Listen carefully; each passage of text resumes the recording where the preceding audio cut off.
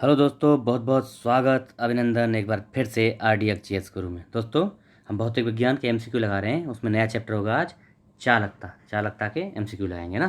तो चलो बिना समय गवाए शुरू करते हैं चालकता के MCQs। पहला क्वेश्चन क्या है? अतिचालक का लक्षण है क्या है? अतिचालक का लक्षण क्या है? शून्य पारगम्यता, है ना। अतिचालक मतलब शून्य पारगम्यता। देखो, विद्युत चुंबक के संदर्भ में पारगम्यता किसी पदार्थ का वह गुण है जो उस पदार्थ के चुंबकीय क्षेत्र स्थापित किए जाने में उस पदार्थ द्वारा प्रदर्शित सहायता की मात्रा बताता है। इसे ग्रीक अक्षर म्यू से प्रदर्शित करते हैं।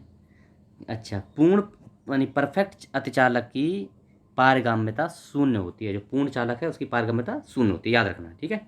अगला, अतिचालकता किस तापमान पर अत्यधिक आर्थिक महत्व की हो सकती है, जिससे लाखों रुपए की बचत हो सकती है? तो किस पे?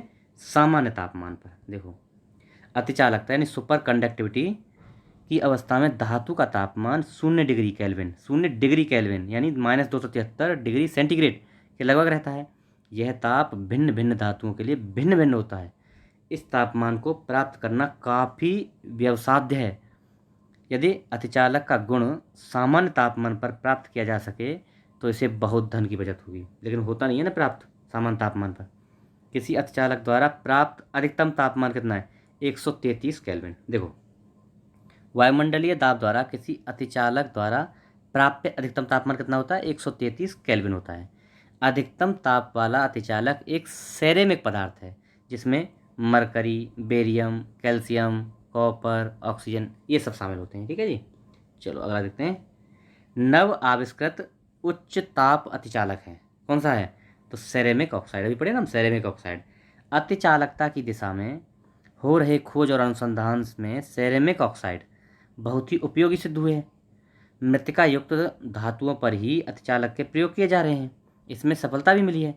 अतिचालक युक्त मृत्तिकाएँ thallium, barium, calcium, copper oxide ये सब हैं, ठीक। अर्धचालक की चालकता 0 डिग्री केल्विन पर, 0 डिग्री केल्विन ताप पर होती है, तो कितनी? शून्य होगी। अर्धचालक, देखो ऐसे पदार्थ जर्मेनियम, सिलिकॉन जिनकी विद्युत चालकता चालक तथा अचालक के बीच होती है उन्हें अर्धचालक, चालक और अचालक के बीच विद्युत चालकता होगी ना, उनको अर्धचालक कहते हैं। परम शून्य ताप पर अर्धचालक एक आदर्श अचालक यानी शून्य चालकता अचालक की परम शून्य ताप कितना होता है? -273 डिग्री सेंटीग्रेड। इस पर अचालक की तरह काम करते हैं कौन? अर्धचालक। एक अर्धचालक में विद्युत चालन होता है किसके द्वारा? इलेक्ट्रॉन एवं होल्स दोनों के द्वारा। देखो, अर्धचालक यानी सेमीकंडक्टर दो प्रकार के होते हैं, तात्विक या प्राकृतिक अर्धचालक तथा बाह्य, दूसरा होता है बाह्य अर्धचालक।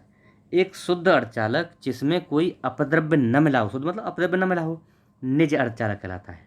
मतलब शुद्ध अर्धचालक निज अर्धचालक कहलाता है। इस प्रकार शुद्ध जर्मेनियम और सिलिकॉन अपनी प्राकृतिक अवस्था में निज अर्धचालक हैं। इसमें विद्युत चालन इलेक्ट्रॉनों एवं कोटरों अर्थात होल्स दोनों की गति के कारण होता है, ठीक है। अगला, किसी अर्धचालक का प्रतिरोध गर्म करने पर घटता है। प्रतिरोध घटेगा कभी भी। देखो, अर्धचालक ऐसे ठोस पदार्थ हैं जिनकी विद्युत प्रतिरोधकता चालकों से विद्युत प्रतिरोधकता की बात चल रही है, मतलब रेसिस्टेंस चालकों से तो अधिक होता है और कुचालकों से कम होता है। अर्धचालकों की प्रतिरोधकता समान ताप पर 10⁻² ओम से लेकर 1 ओम तक होती है। अर्धचालक की प्रतिरोधकता कितनी होती है? 10⁻² से लेकर 1 ओम तक होती है। अर्धचालक का प्रतिरोध ताप बढ़ने पर कम हो जाता है, याद रखना। निकट अतीत में हिग्स बोसोन कण के अस्तित्व से संसूचन के लिए किए गए प्रयत्न लगातार समाचारों में रहे। इस कण की खोज का क्या महत्व होगा? महत्व क्या होगा हिग्स बोसोन कण का? हिग्स बोसोन की खोज से क्या महत्व होगा? यह हमें यह समझने में मदद करेगा कि मूल कणों में संहति क्यों होती है। ये सही है, राइट है।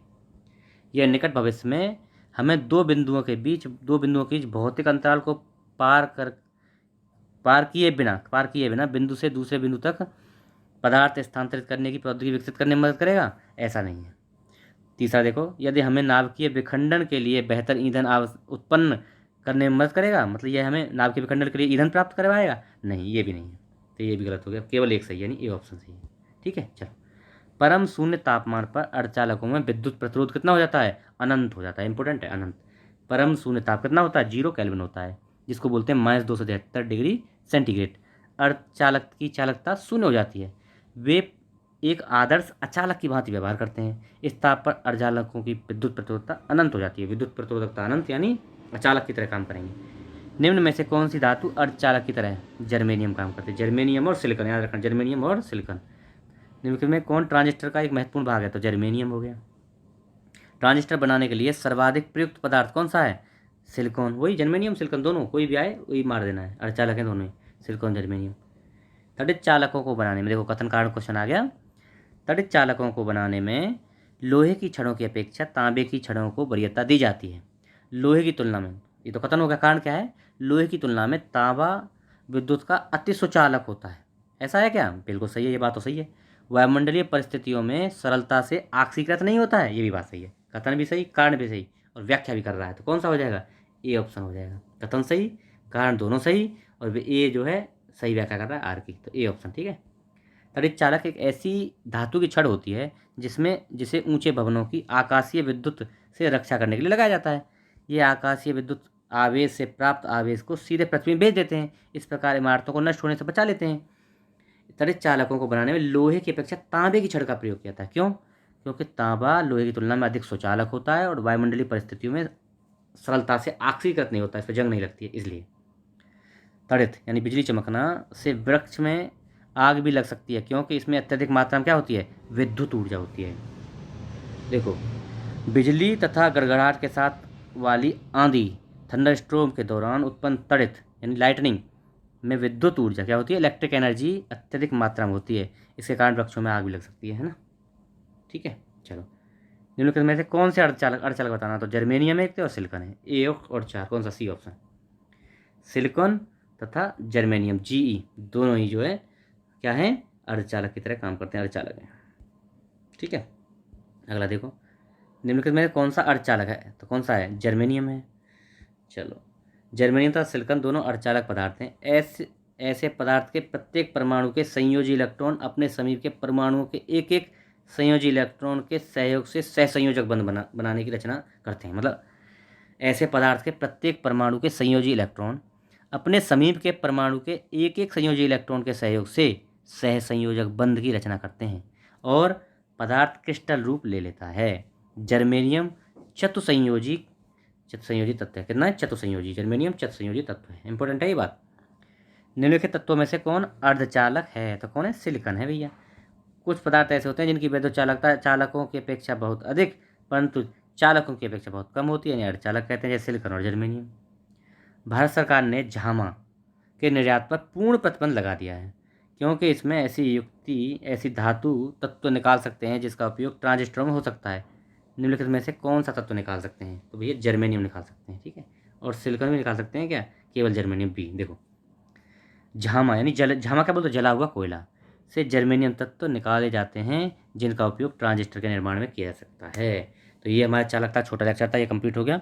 देखो, आप लोग इसको शेयर करिए, लोगों को बताइए। अगर सब्सक्राइब नहीं किए तो कर लीजिए, है ना, थोड़ा सब्सक्राइबर बढ़ाइए। अच्छा, बाकी देखो अब क्या है, अभी आप पूरी तैयारी कर लीजिए। अगर पीसीएस का फॉर्म, उसका यूपीपीएससी है ना, लोअर पीसीएस बोलते हैं उसको, यूपी ट्रिपल एससी, उसका अगर फॉर्म नहीं भरा है तो भर दीजिए, है ना। अभी टाइम आ गया, भर दीजिए। आज कितना 22 हो गई।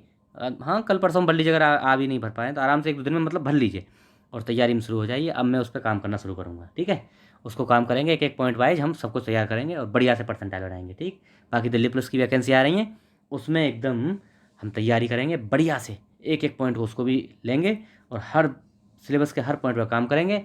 और तो आपको तरीका बताऊँगा कैसे बढ़िया से बढ़िया नंबर लाए जा सकते हैं, कैसे सिलेक्शन होगा। ओके, चलो आज यहीं रोकेंगे। Okay, thank you so much. आप लोग इसको शेयर करिए, सब्सक्राइब कर लीजिए, लोगों को बताइए। Okay, thank you.